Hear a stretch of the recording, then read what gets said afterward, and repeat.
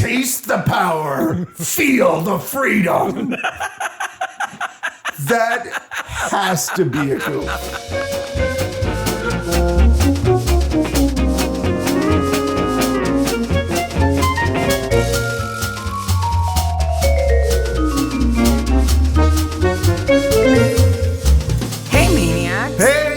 Mystery Maniacs. Mystery Maniacs is a recap podcast dedicated to mystery TV. Each week, we select an episode of a show and talk about the murder, the mayhem, the loonies, and everything else we love. I'm Sarah. And I'm Mark. And it's a spoiler podcast. We're going to ruin it. So if you haven't watched Brokenwood Season 1, Episode 4, Hunting the Stag, we're about to ruin it for you. You let your kids go into the forest with hobbits and guns. Not the guns. No. Just the hobbits. Yeah. If you let your kids go into the forest with the hobbitses. The hobbitses.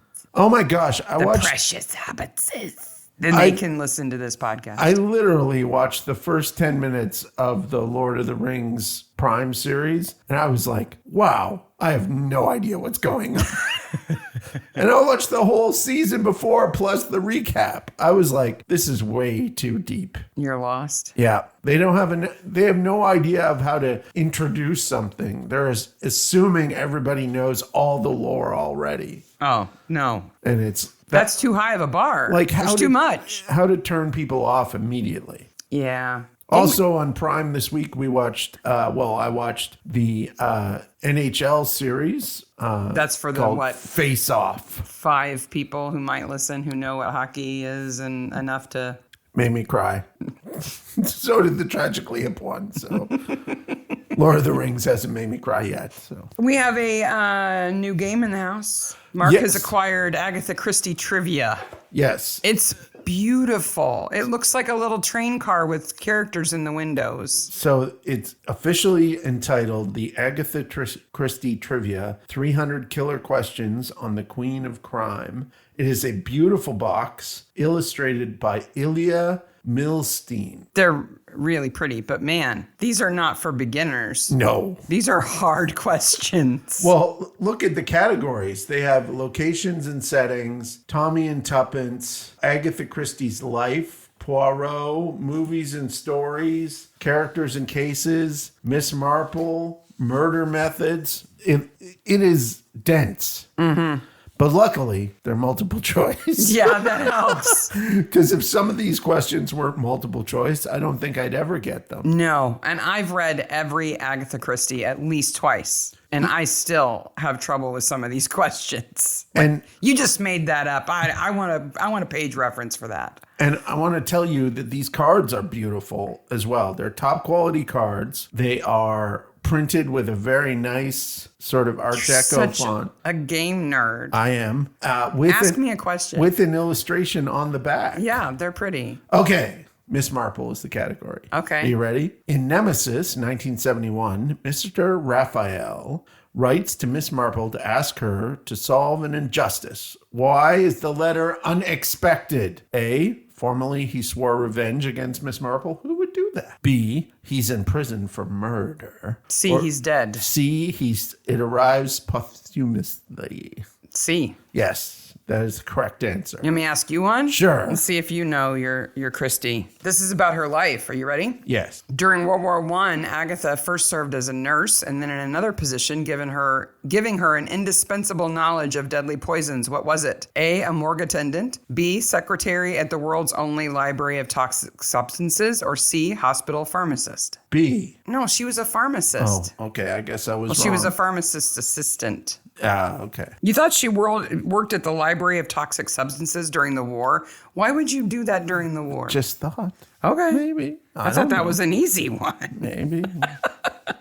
Let me give you another chance. Okay. This is about Poirot. What inspired Poirot's nationality? Can you just answer that without the answers? Do you know? The Belgian refugees in the First World War. Yes. Okay. I have a good one for you. Okay. Last one. Give me one more. Characters and cases. What is the title of the first story to feature Ariadne Oliver, in which she is engaged by Parker pine to create a scenario for a client? A, case of a discontented soldier, B, cards on the table, or C, the pale horse? B. No, it's A, the case of the discontented soldier. I really like the Parker Pine stories, but I don't remember them very well. They're short, Yeah. and so they're kind of in and out of my head. Okay, I'll ask you one last one. I lied. One more. Okay. The motivation behind the killing that happens in Murders on the Orient Express is a dark deed which several characters were indirectly involved in. What was its real life inspiration? The Lindbergh baby kidnapping. Yes, very good. Yes. I'm impressed. The other options were the Hindenburg disaster and the sinking of the Lusitania. That's hard if you know it's just something around that time period. Yes, that was it horrible. is. Yeah, it was the kidnapping of the Lindbergh baby. Kidnapping of a baby. If you, They're fun. they're $20. I think I paid for this. Oh, it's well worth that if you like Agatha It's well Christie. worth it if you like Agatha Christie. It's a beautiful little box set that you can sit on your nightstand and ask questions or something. Is that what people keep on their I nightstand? guess. Well, honey, before we go to sleep, how about some Agatha Christie trivia? Well, we're not the only weird ones. That's true. We're not. We know because people actually listen to this show. We also wanted to mention that the October newsletter just went out. Yes. If you're not subscribed, you missed awesome stuff. A Yes. photo of Olive, Yes, and Olive on a heating pad with the body pillow. a preview of some 'Cause Halloween she's the photos. most spoiled dog Oh my ever. gosh. That was because we were changing the sheets on the bed and she refused to not be in the bed. Yes, and you got some Halloween sneak peeks as well as a little essay about how we've changed the community with Halloween. Our street. Yeah. Our poor street. But we have decorations out now. And, Some. Yeah, not everything yet. Yep. And watch the socials for more new pictures. Yeah. Oh, the other thing this week, I have a new obsession. Yes. Now, you talk about your hockey and your board games. Here's Yep. my nerd corner. You know Okay. me. I make things. I love to make things. I knit, I crochet, I sew, I do all that stuff. Maybe some of you have heard of these. They're called Singlade. Singlade. They're Scandinavian and they're yarn balls. It's a way to use up spare wool yarn. Now, the reason why I've become obsessed with them is that I hate dryer sheets and I wanted some dryer balls as an alternative. And I thought, well, I'll just make some. And then I discovered these things. Are they meant to be dryer balls? No, they're just meant to be decorative. Oh, okay. But they work great as dryer balls. They do work great as dryer balls. And now I'm obsessed. I thought knitting socks was satisfying because it's fast. But these things, Meanwhile, the dog is insane because they're balls she can't have. she thinks you're knitting toys for her. Yes. So if you are even remotely interested in any kind of fiber arts, you should look them up because they're brainless. You can make them while you're watching TV. I'll see They're if I actually can useful and they're really fun. Find a Wikipedia There's an article or something. instructable for them on how to make them. That's Well, I'll really make sure great. that gets in the show notes. Though. Yeah, and if you happen to make one, post a picture for us. I'll Excellent. post a picture of ours. Yes. Now, hunting the stag. Original air date. This is the Brokenwood stag, yes. right? It's Much a stag less- with 3 dudes, though. But it's much less scary than the Stag Midsummer episode. Yes. Which is all like Gross. horny villagers and Yes. weirdness. Bad. I'd much rather watch this. Yes. So originally broadcast the 19th of October, 2014. Michael Smith directs this and Tim Baum writes this. It is the introduction of Frodo! Dudes! Frankie Odes, a recurring character. Now, Frodo is nothing like he is in the He's a other bit episode. sedate in this episode. He comes A bit out of his shell. sedate. He's stoned out of his gourd half the time. He does think maybe he shot his friend. So Frodo has a curse, and it's the curse of always appearing guilty, Yes. even when he's not. Jared has the opposite of that curse, whereas he is actually up to things and never looks guilty. He's like so carefree and like, But both of whatever. them are like, do I need to come to the cop shop? Really? It would really mess with my reputation, dude, if you made me come to your office. Can I just not come to your office? Frodo's played by Carl Willits. Every headshot he's ever had taken looks like a mug shot. Yeah. So much so that I just did a quick, has Carl Willits been arrested? Google? Because I just thought maybe, but the photo on IMDb looks like a mug shot. He's in 30 episodes of this show, and yet he's not given enough time. I never think he is. Yeah, he's great. He's a really good actor. He's really fun. He really shows his range in this episode, especially during the interrogation scene. Mm-hmm. I think he shows his range, definitely. He shares the same name with the lead singer of a UK death metal band. Oh. Called Memoriam, which means that when you Google him, it looks like he's dead somehow. Has that guy been arrested? Yes. Okay. I think he has. Yeah. So these three guys are going out to kill things in celebration of a marriage. I never understand this weird I don't. kind of stag do thing. I understand stag do's in general. I understand going out with your buddies and celebrating before you get married, having fun. Not some of the extreme things that people do, but I get it. Yeah. I get that. And I have nothing against hunting in principle, but I can't wrap my brain around enjoying it. I just can't think, I'm going to go kill something and be excited about it. And no, bad to people who do, especially if you eat what you kill. No. But it's like, I just can't wrap my brain around getting excited about that. No, I don't have a problem with hunting. I have a problem with how these guys do hunting. Well, let's have 6 beers, a shot of liquor, and then go hunting. And spread out. That is the thing you don't do as hunters. No. You stick together and face the same direction, right? The only stupider thing they could do is take off their high visibility. Oh, wait a minute. They do that. The smartest thing they do is 1 bullet each. Yes. That's the smartest thing they do. Otherwise, they are dipshits at hunting. But hunters don't do that because that is a prime formula for shooting your friend. Yeah. Is to go separate ways and in the forest and be liquored up.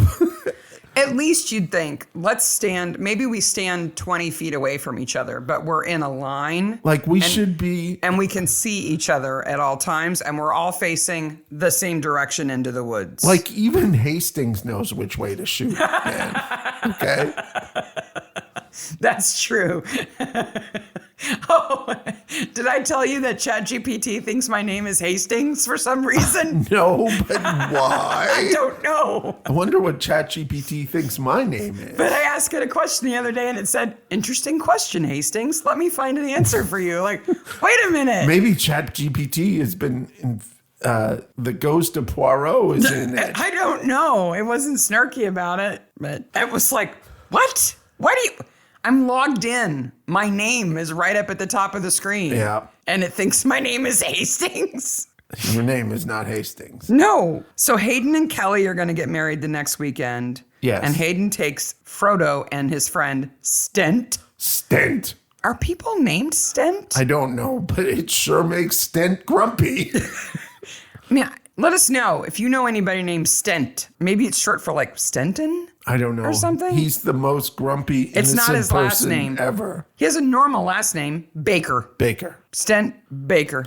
And everyone works at the tire shop, including Tanya, except for Hayden. He was a plumber. Yes. The only thing they say about Kelly, his fiance, is she's a beaut. He's lucky to have her. She's a beaut.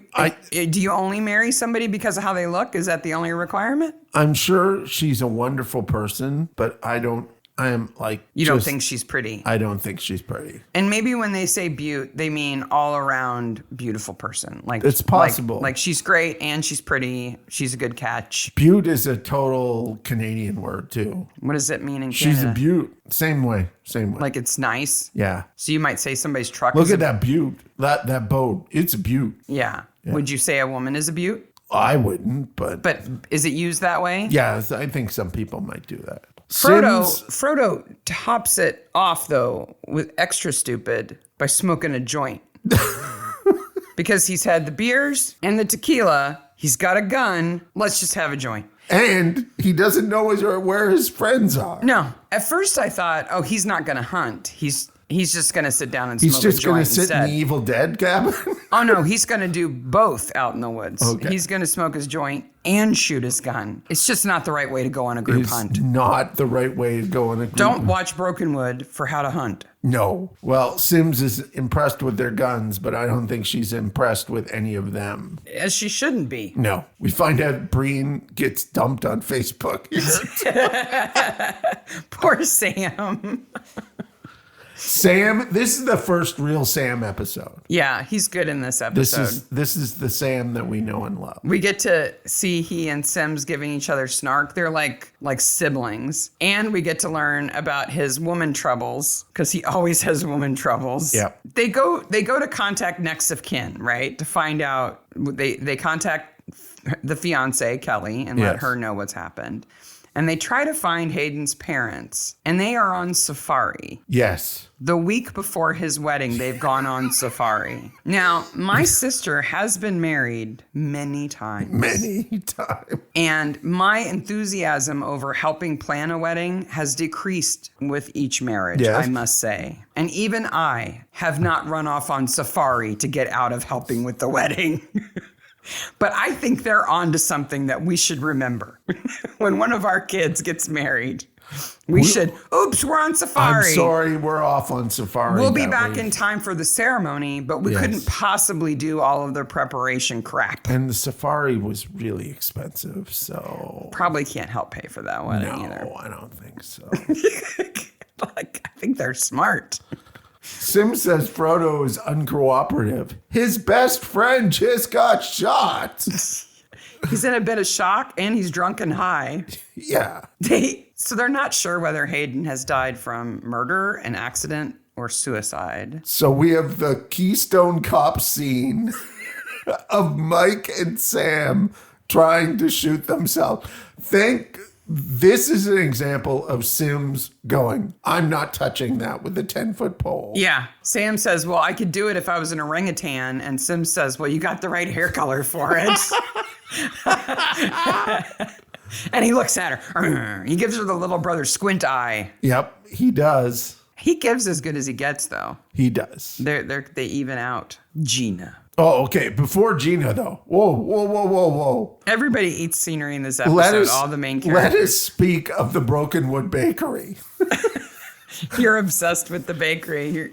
Were you salivating? Did you drool on your keyboard? So Mike goes into the bakery and runs into Stent with flowers. The worst flowers ever. Those are gas station flowers. They're not even good enough to be gas station flowers. But then he goes into the station, into the bakery, and there's this weird scene with the lady at the bakery. But I'm completely forgotten all of it because behind him are the world's most gigantic pies. You're like, look at those massive pies. They're like 2 inches tall and maybe 3 or 4 inches around. He's hungry. They're giant pies. They're much bigger than the pies that we ordered from New Zealand. Yes. For sure. They're like twice the size. They're like calzone size. Yes. And Mike's like, do you have cheese rolls? Get one of those big pies, you loser. Now, I don't know what episode of Brokenwood it is, but it's a future episode, and it is not this episode. Because in some episode in the future, there is a mom who takes care of a woman who is in mourning, and she's the killer. The mom is the killer. I forget what episode. And I was like, is the mom the killer in this episode? I don't think so. I was like, is she really good with a gun? Everybody is, apparently. Yes. Like Kelly is a competitive shooter. Did you notice Stent's nostrils? No. They're gigantic. They're huge. Like you could drive a car into them. He can't help that. He was born with them. My gosh, they were big. It's not like lip filler. You can't get nostril enlargement. Well, we had that done to our dog, but that's different. Hayden didn't work at Hayden didn't work at the tire shop, unlike everybody else in this episode. That's how they know each other. Makes sense. Yeah, but he worked as a plumber. Xena whips out all of her Russia in this episode. Oh. In the few little scenes that we get with her, she is full on. Well, first of all, she comes to the coffee shop. That's after he goes to the morgue, because Mike gets the pie to go to the morgue. Yes. Sims is like, you're gonna eat and then go to the autopsy? He's like, yeah, whatever, I don't care. Xena, if we were in Russia, we would say he had paid his dues. Like, wow. And then tells this story, like like, is totally gangster about the whole thing. Now he is paid.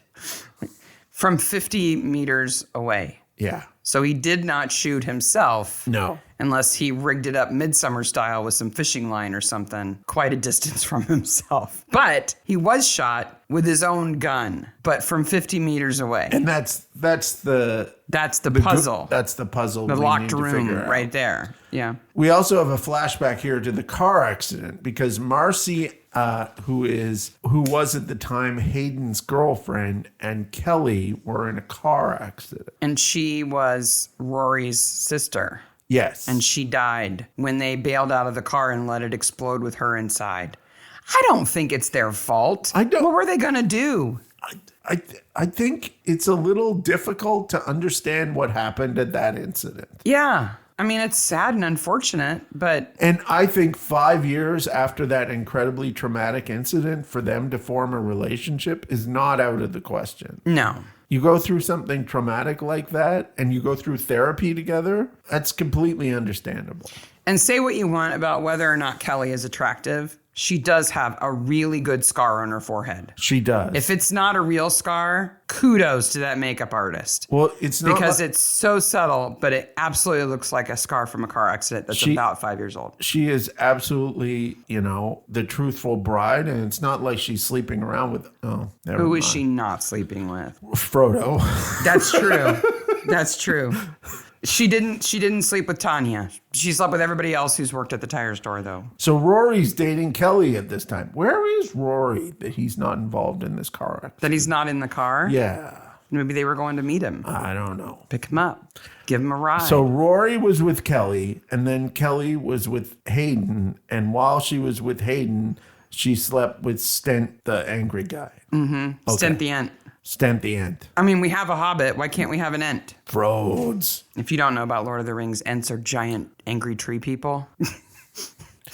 Stent the Ent. Strange. There's a hobbit at the front desk. Did you get the impression, by the way, when they first get to the derelict hunting cabin and Sims goes to talk to Frodo, that she already knows him? Yeah, she does. She calls him Frodo. Well, she calls him Frankie first. Yeah, but and then she says calls him everybody Frodo. calls him Frodo. And Mike goes, Frodo. And they don't have to explain it. They don't have to do anything. No. Because my impression of Frodo has always been everybody knows Frodo. Yeah, everyone knows Probably everybody knows Jared, too. Yeah, everyone knows Frodo and Jared. But does Frodo ever meet Jared? Do we ever see the two of them together in a scene? They must in the second series. Oh, definitely, because in the second series, remember, Jared's at the rugby game and Frodo's at the rugby game. Oh, that's right. They can coexist. They're eating the sausage rolls together. That's right. But that's next week. So Xena is out of the lab the second time we see her because she comes to say that it's the same, that Hayden's gun is the one that shot him. Is this before or after the cheese eating incident? Why is Mike eating processed cheese? It is just a random piece of cheese. But okay. Why is he so hungry in this episode? And second of all, he's eating that processed cheese. Now, as a sound person, I'm like, that is the worst possible thing for him to eat. That wrapper? Because he has to unwrap that wrapper and then put the cheese in his mouth. And I don't know about you, but eating cheese the way he does, it's difficult to talk after that. I wonder if the processed cheese in New Zealand is similar to ours. Is it American cheese, or is it like actually better cheese just wrapped that way? Sarah, in the rest of the world, all American cheese is called processed cheese. No, it's American cheese. Okay. In America, which is not cheese. You claim it as American cheese. America could come up with that, okay? So everywhere else, it's called processed cheese. With that non-cheese food. You go to England, it's processed cheese. You go to New Zealand, it's processed cheese. And certainly go to Canada, it's processed cheese. Well, it's the same scene where we get the first inaugural Bad Kristen coffee. Yes. She will become known for not being able to make a cup of coffee, and Xena is her first victim. Yeah, Gina's like, ooh, not good. I think water from the Volga would be better than this. The Volga, one of the most polluted rivers in the world. Before that, we also see the thing that we've seen in every episode. The bullhorn? Giant bullhorn in the office. We may have to get over that obsession now. Nothing is ever going to happen with that bullhorn. It needs to. I know, but we can't go back in time and make them do that. So I don't think anything is ever going to happen. I want to say my favorite person of all the other people in this episode isn't Frodo. It's the guy who runs the gun shop. First of all, nice shirt. Yeah. That's a super nice shirt, dude. It is. Second of all, he's incredibly helpful. Oh, yeah. And not in a, I'm going to give you exposition way. He's just genial. Like, it's great acting. He's a straight up guy who runs a business Yeah. that has to follow rules. Yeah. Even Jared thinks he's a nice guy. Everybody thinks he's a nice guy. Is it Tony? I think Tony's his name. He's super good. I wish we saw more of Tony. Well, they can only go to the gun shop so often. Oh, he has a fantastic shirt on. We joke a lot about Chekhov's gun. Yeah. About the thing that you see early in a show that they pay unnecessary attention to in a way that you know it's going to be important later. Could Kelly smoke more like purposefully? She is like, I always say that. Now her fiance just got murdered, Yep. probably by one of his best friends that she knows. Stressed out. If she's a smoker, she's stress smoking. I get it. But it's like, I am a smoker. Look at me smoke. This may be important later. And the thing is, like, she smokes like she likes, like she's stress smoking. Like she's done that before. There are some actors like John Travolta, when he smokes, you're like, he doesn't smoke. He has no idea what he's doing with it. And then there's Frodo smoking. Well, Frodo's smoking something else. A little roll up in the woods. Of course, Tanya also works at the tire shop because Brokenwood is such a small world. Before we get to the tire shop the first time, did you notice where they bought the coffee from? No. They purchased the coffee because they get coffee from an other location because Kristen can't make coffee. Mm-hmm. They purchase the coffee from a coffee boat. It is a boat that serves coffee. It is a boat on a trailer that serves coffee. I don't really understand it, but much like as we will cover later in this episode, everyone has a boat but Frodo, including the coffee shop. That's just a way of bragging about your boat. Rory has a boat because Yes. that's where Jared keeps the finds the guns. guns. Stent has one in his Stent driveway. has a boat in his driveway. He's not taking that to his sister's, but he's taking his gun. The coffee guy's got a boat. The coffee guy has a boat. But later, Frodo does have a coffee shop. He does, But it's not a boat. No. Frodo never gets a boat. The last character introduced is the killer. It's Rory. Yeah. He's also the best known actor in the episode that's not a regular. Yeah, Sims is like, well, clearly you know Tanya. What's up with that? Nothing. Nothing. I would think he could tell her. I think he should tell her. I mean, really, she should know Yeah. that Tanya is in witness protection. Someone in witness protection moves into your jurisdiction, you should. You don't have to tell Because every it's- uniform in the station, but you Because should it's tell somebody. Australia? New Zealand. No, but she's from Australia. Like, I think her crimes have something to do with Australia. Like, they moved her to New Zealand. Oh. And second of all, I don't think they have anything to do with cops. So tell Sims. Yeah. It's not like she might be dirty or something But Frodo's going to kick Stent's ass. because he was sleeping with Kelly. Did you notice what Frodo He does? tackles him into a pile of tires. So Very convenient. the whole point of Frodo in this early episode with these guys is that they don't trust Frodo because he's He's a clumsy loser. and he's unreliable. Yeah. And he's shot himself in the foot in a previous situation, which is why they didn't want to invite him hunting. If you notice, Frodo gets out of the car and starts running and then starts to limp. There's a little You know bit what? of... When you're that angry, Yeah. you forget that you limp. You ignore it. I bet you the guy that Sims tackled in the vineyard wished he could land in a pile of tires. I think so. Poor Sam goes on a pub crawl. So Sam goes on a pub crawl to the 5 pubs in Brokenwood. There are 5. He goes 4, no 5. We know there's the Brokenwood Arms. Yes. the frog and cheetah, which will become important in other episodes. Though it sounds like it is implied that it's quite the strip bar now. Only when his ex-girlfriend's there on the tables, Wow. dancing on tables. I just love how they say, they later make fun of it, that it's cheetah. Cheetah. And that somebody who is devious in a game is a cheetah. Yes. So, is it a cheater or a cheetah? Yes. Cat or a devious person? Anyway, so the Brokenwood Arms, the frog and cheetah. What are the other ones? Well, let's see. They don't say, right? The sausage roll. Do you think there's a pub called the Sausage Roll? They sure like their sausage rolls. There could be the Brokenwood Legs. The Friday. You got the arms the and the Frodo legs. hidey hole. The Shire. There would have to be one called the Shire. There has to be a Lord of the Rings. And then there's the punk bar, which is just the Eye. Because they can't say Sauron because that's copyrighted, right? Yes. So it would just be the Eye. Or Lucy Lawless's Lawless Lucy or something.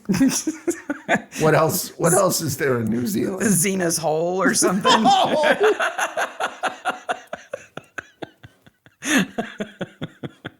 That's kind of a mashup, you know? Wow. That's Lord of the Rings and Yeah. Xena mashed up. That's the really skanky bar on the edge of town. Wow, yeah. I finally found him. He was out at Xena's Hole.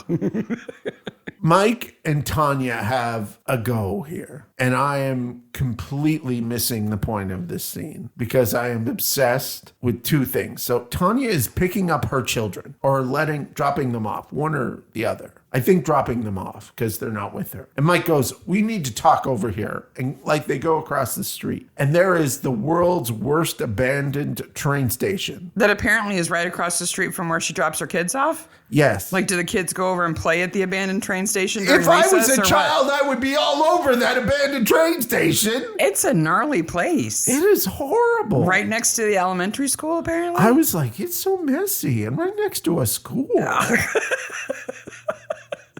You're such a nerd. You're like, clean that up. I'll help you. Come on.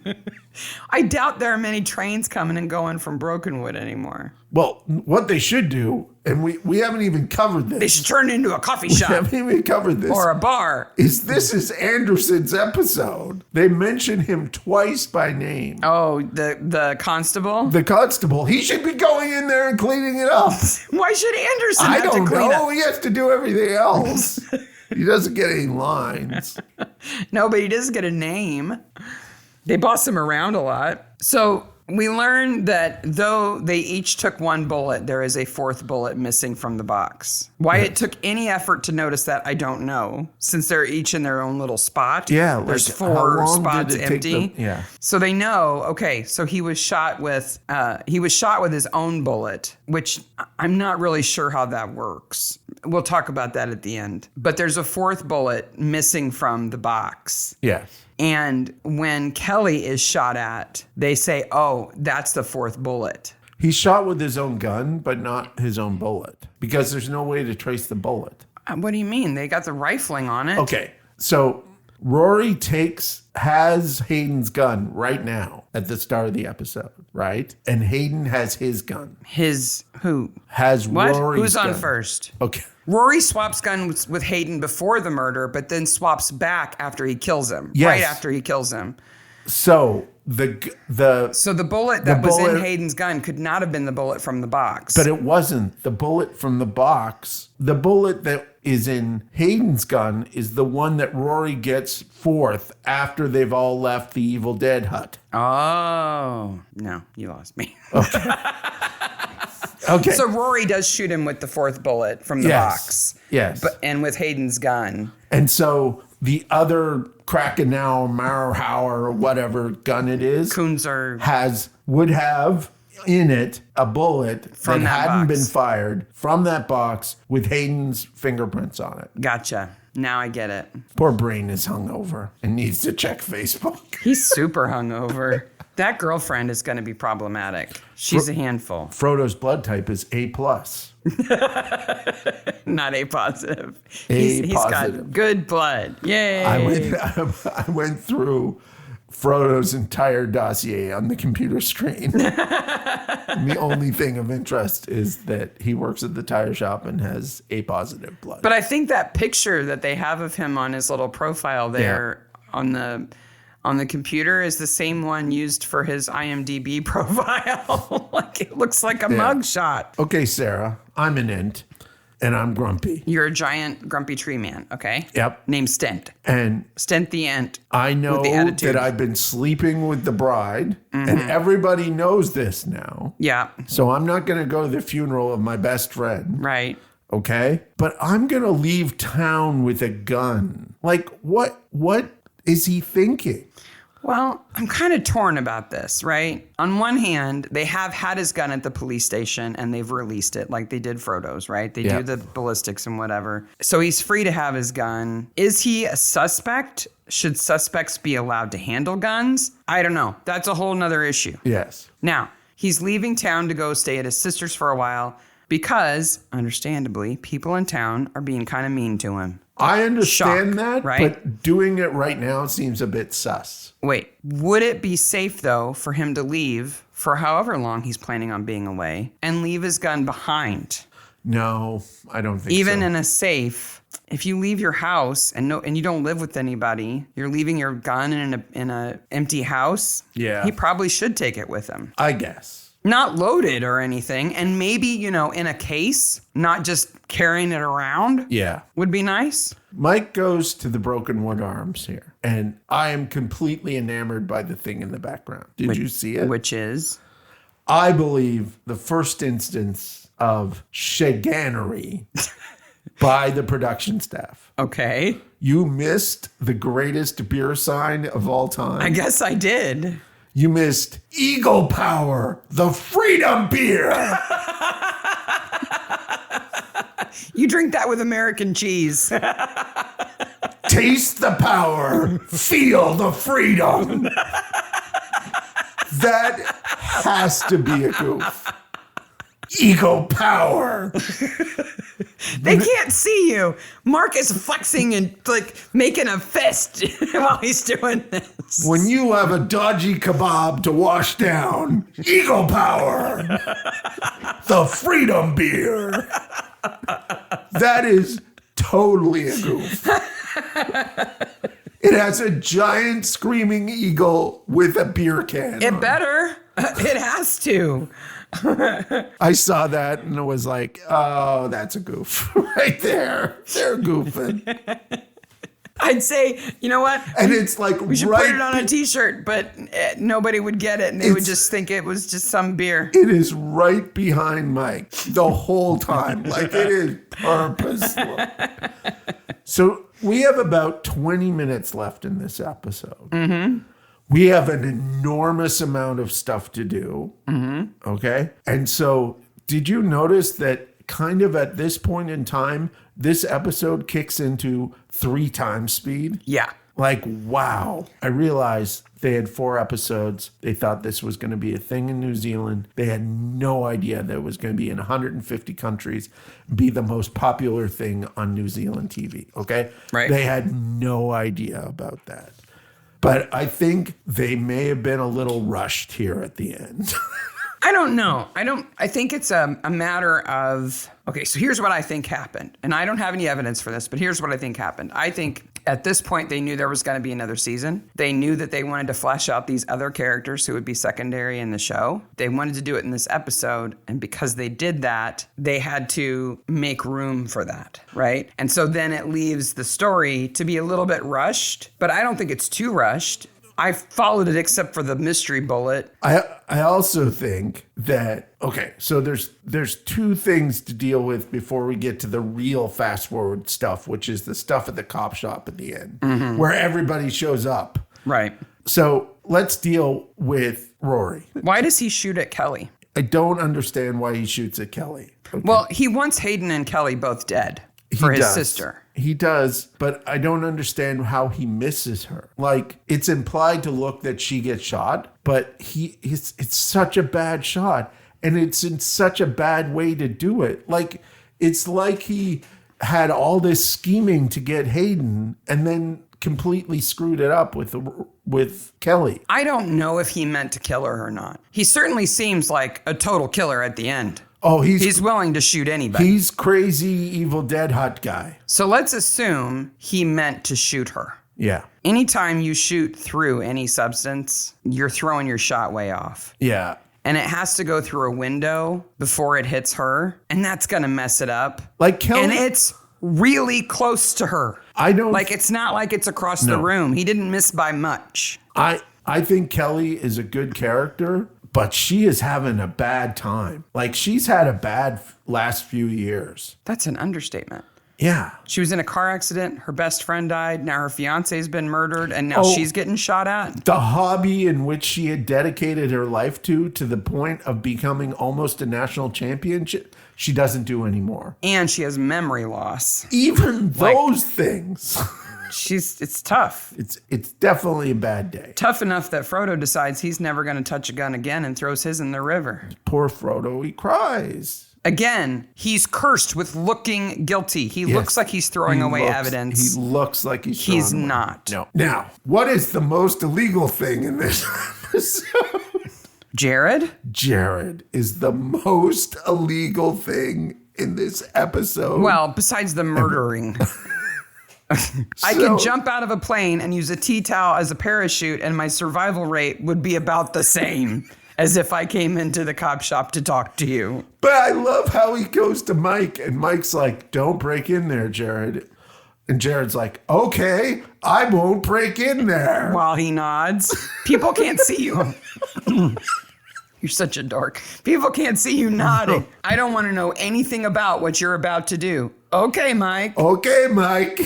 Jared's gutsy. He is? Like, Rory is a killer. Yep. And I think they kind of know that at this point. Yep, they do. And Jared knows that. Yep. And Jared certainly knows it when he finds the guns. And Rory is home. Yes. It's not like he's gone. Why does Rory come out to the garage? He kind of looks around and then he goes back in. He gets something, but we can't see what he does. Would you put the guns in your boat?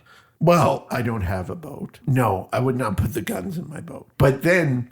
And remember, this is when the police have just left his house because he's reported a break-in. Yeah. So he's trusting that they won't look in the boat. But Jared there. says the smartest thing, which is, you looked where you thought you would hide the guns, but I'm going to look where I know I would hide the guns. Yeah, in my boat. In my boat. You think Does Jared have a boat? Probably. Has he slept with Kelly? No. So I have imaginary high standards for Jared. Though I don't approve of his clothing, I do like him. I think he and Frodo both would have better standards. I think they also gave Rory the instruction to eat this apple in the angriest way possible.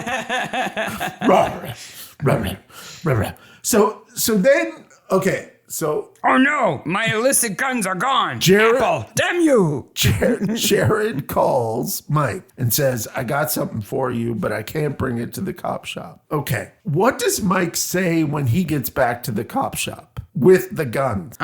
Jared was hanging out. I can't say Jared.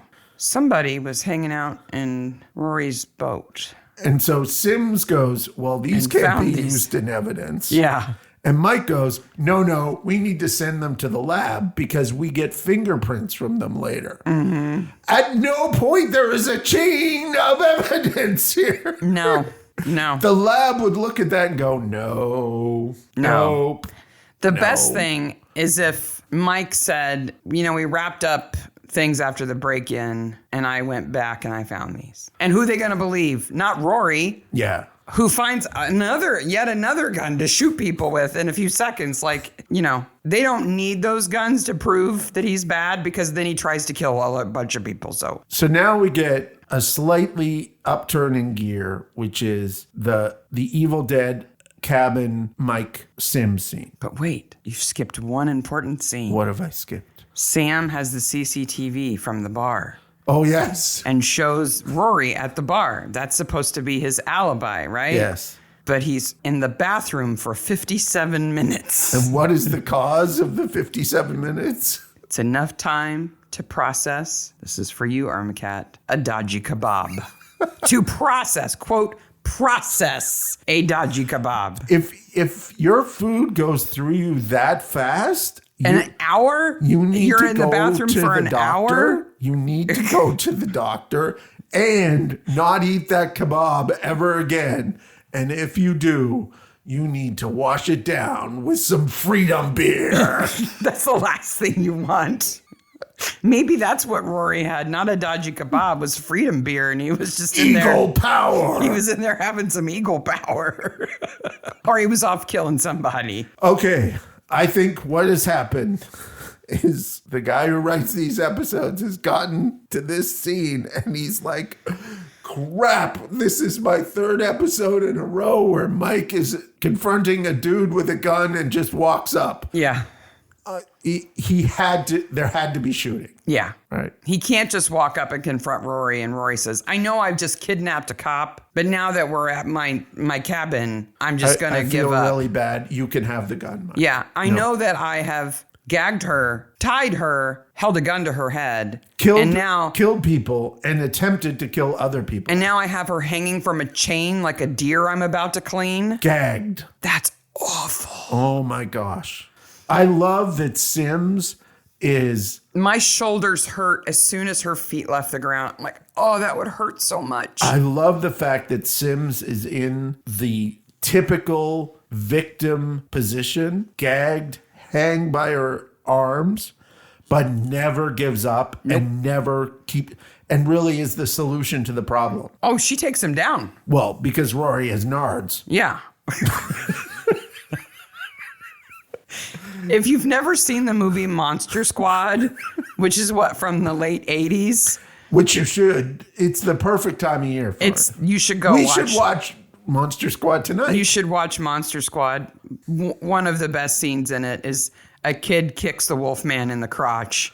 And then instead of running away like he's supposed to, stands there and goes, Wolfman's got nards. Of course he does. Well, Rory's got nards too. So Rory gives Mike a choice between Tanya and Sims. And Mike has to choose Tanya. Of course, the civilian. Yeah, he has to protect the civilian. Sims is in the job. Yeah. And she rags him later about that, but she knows. He had to choose Tanya to go free. I'm just surprised Rory didn't go, oh, well, then I'm taking Tanya. If that's the one you want me to let go, that's the one I'm taking. He's not exactly nice. I don't trust him to. He's got a rifle and a pistol and a big old knife. Now we have Action Mike. Because we've had Action Sims and Action Ginger Ranger, but this is Action Mike. Mike throws punches here. Yep, and tries to tackle him. Yeah. But he's also too stupid to turn his ringer off and almost gets killed for it. But then uses it against him. Call me back in 20 seconds. But Sims kicks him in the nards. Which would hurt her. Oh, because now she's swinging from her wrists. Yes. It would be bad. I wonder if Fern, the actress, I'm sure they had some kind of additional holster for her on the without a doubt. A support. Yeah. But unless it was like a whole body harness taking all of her weight, it still would have been difficult. It would hurt. Yeah, definitely. I'm sure she has stories about that. My notes say, go Mike, go Sims. Yes. She takes him. Then we have the scene at the cop shop that is incredibly fast because there has two characters who have not appeared in the episode, but other episodes suddenly appear, solve problems, and then Sims and Mike talk on the stairs. Mike's boss says, I could write you up for that. And he says, well, I'd rather have a whiskey. And his boss says, Irish, right? Stay right here. Mike immediately turns around and leaves. Takes Sims home, which is a nice thing to do. Never mind the fact that the media officer is there. His ex-wife. Who is that? Oh, it's the media.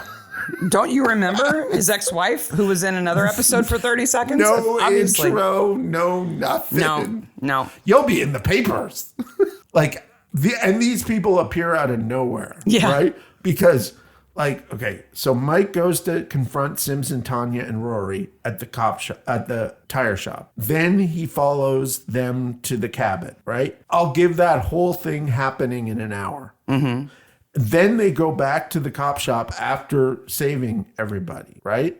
30 minutes. But both the media officer and the boss are there from the city 2.5 hours away. Yeah. Yeah. Well, they must have blown through those they could put toll on, gates. They could put on the blues and twos and go pretty fast. Maybe, I guess. I think the whole situation between the tire shop and the cabin, I think it actually takes longer than you think. I think Rory is at the cabin with Sims for a little bit. And as soon as Mike sees what's going on at the tire shop, he's making the call, right?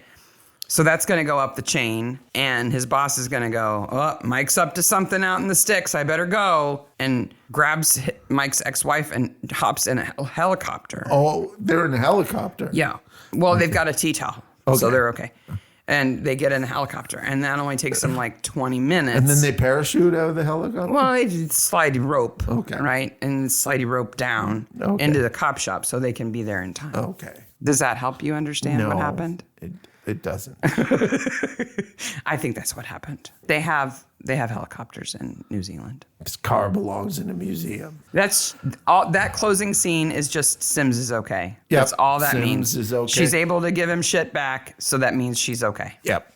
It's a really good end of season. If this was all there ever was, we get all the great characters and just enough to know they're great. We get that relationship between Mike and Sims is they're both okay. They both work well under pressure. Yep. And work well under pressure together. Yep. Agreed. And everybody's going to be all right. And the bad guy is caught, right? If it ended there, it would have been okay. Right? If it was a mini series instead of a season, it would have been okay. But we would have been going, oh, well, Brokenwood, we only got one season. We liked it, so of course really there good. won't be any more of it, you know. But it's perfectly set up for the next episode, for the next season. Everybody's established. Episode 1 of season 2 hits the ground running. Yeah. So I watched this on Acorn. You watched this on Acorn too, right? Yeah. Okay. Did you? I got busy doing stuff, and the next thing started. Do you know? It's an interview with the actors. It has literally the worst audio ever. Yeah, I couldn't watch it. It was unwatchable because of the audio. Yeah. I was like, well, we were on this show together. It was a bad show. Yeah. Kristen talks about, Ferd Sutherland talks about, she went on ride-alongs with female cops, both cops that were detectives and cops in uniform to see what it was like. Makes sense. I wonder if she came across any paranormal. I wonder if she got to kick anybody in the nards. That's the perfect, okay, here is the perfect paranormal Wellington episode, okay? Oh, you want Brokenwood Wellington paranormal crossover? Yes. So Fern Sutherland plays an actress who's going to play a detective in another show. And requests a ride along from the policeman in Wellington Paranormal. And they run into a werewolf. And she kicks him in the nards. She kicks him in the nards. And then they all go home and drink Eagle Power. No. I got a better one. Okay. So Fern Sutherland plays an actress who's going to be in a show called Brokenwood, but needs to ride along with real police. So she requests a ride along with the police in Wellington. And when she does that, they hear that somebody has captured a hobbit. Oh, yes. And it's Frodo. But Carl Willits, who plays Frodo, is dressed like a hobbit, like in a hobbit costume, like he actually is a hobbit. But you can tell it's him. They must give him such crap. This is a fun episode. It is for, another death and an almost death and a really crazy guy. It's a pretty fun episode. One of the things I will give the writers of this show a lot of credit for is we had all the clues. Yep. What Rory does to pull off Hayden's murder is tricky. Yep. It is. And it's smart. And we know we see how he could have done it. And that's a fun puzzle. And do we figure it out before they do? Did he get shot by his own gun 50 meters away? Yeah, when it wasn't his fiance's matching gun, right? Which is the obvious solution. Again, they struggle here with tone in these first 4 episodes that they seem... I think when they got back for season 2, they were like, these are the things we liked about season 2, and none of them were the serious things. Yeah, about season 1. Yeah. Yes, about season 1. So let's put more emphasis on that. So season 2 starts off with crazy bizarreness right away and a possible love interest for Mike, which gets rid of the whole Sims and him thing. Because I don't like that. I don't think either of them are interested in that. No. But it's implied by a couple of people in this episode. Or Mike and Tanya have something going on. And that's another reason why I think he needs to tell Sims who Tanya is, because otherwise that's the most obvious answer. I think he does. I think this is all cleared up by the end of season 2. I do too. So I think he does. So next week we will be talking about season 2, episode 1 of Brokenwood, Leather and Lace. The rugby episode. Of course. Yes. Yeah, obvious. Obvious. I mean, you could guess from the title that it's about rugby. Yes. Yeah. Easy. This next episode is all about sausage rolls and Mrs. Marlowe. Who is another local character that we'll see more of, who is great. She's Absolutely really great. Fantastic. I'm excited to get into season 2. We hope you guys are too. It's Halloween season, so keep looking at the socials because we'll be posting more stuff from our theme this year, which is Boogie in the Boneyard. Yes, it's a dance party in the graveyard. And if you're doing something for Halloween, send us pics. We'd love to see them. Absolutely, we'd love to see them. So. All right. Until next time, bye, Maniacs. Bye, Maniacs.